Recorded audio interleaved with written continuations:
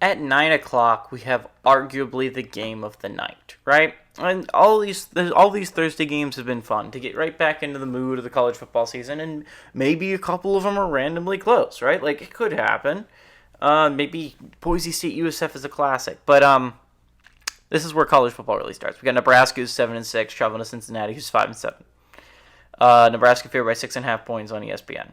Dylan Raiola went 275, 410, threw for 2,819 yards, 13 touchdowns, 11 interceptions. Dante Dowdle had 143 carries for 614 yards and 12 touchdowns, and Jamal Banks had 44 catches for 587 yards and 3 touchdowns.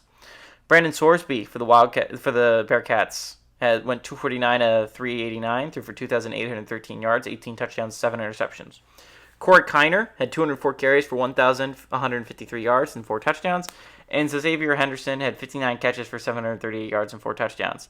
Nebraska's 1-0 against Cincinnati all time. They won 18-6.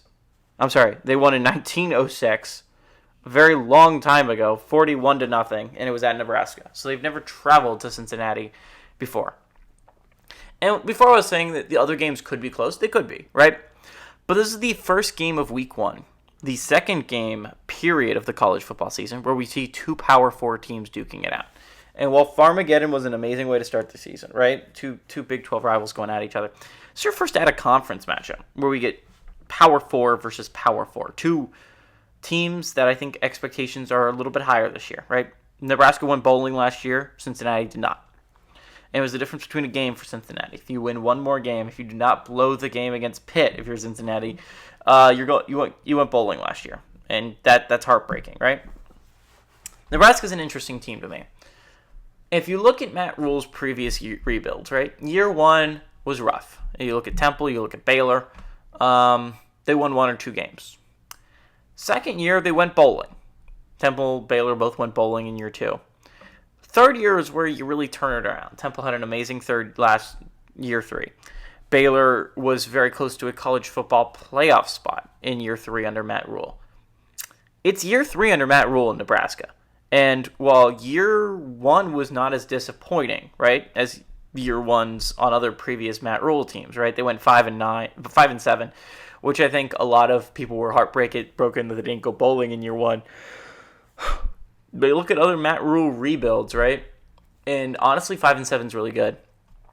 A little bit, not as big of a difference in year 1 from year 1 to year 2, right? I think that's the difference between overachieving year 1 is that year 2 there's less to grow, right? They ended up going only 1 game better. They go 6-6. They win their bowl game. They go 7-6, right? This is the year, right? Like you look at Nebraska's schedule and it is laid out in front of them. It is laid out for a college football playoff run. They play only a couple ranked teams, which if you're in the Big Ten, I think that's a win.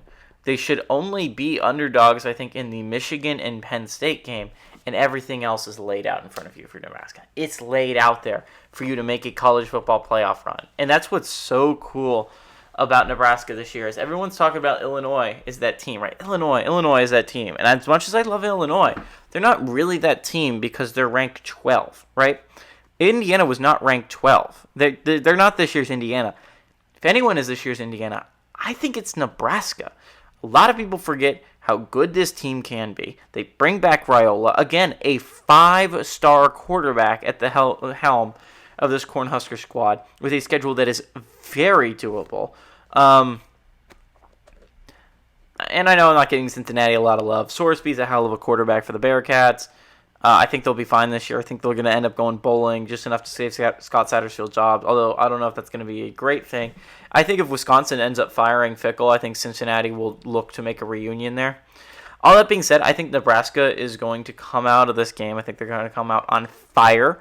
I don't think Cincinnati's going to be expecting as good of a team as I think this Nebraska team can be. I like Nebraska to go on the road and not only win, but to cover that 6.5 point spread.